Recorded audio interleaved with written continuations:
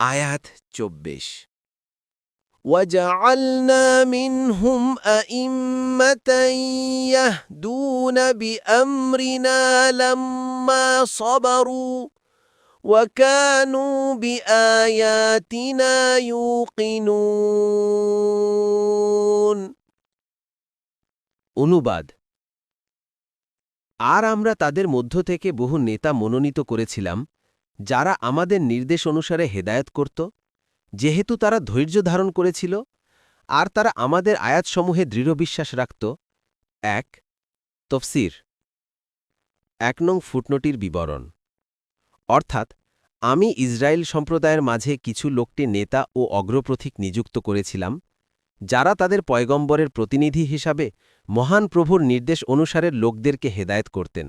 দেখুন মুয়াস্সার। পরবর্তী তাফসিরে যেতে ভিডিওটি শেষ হওয়ার পূর্বেই এই বক্সে ক্লিক করুন।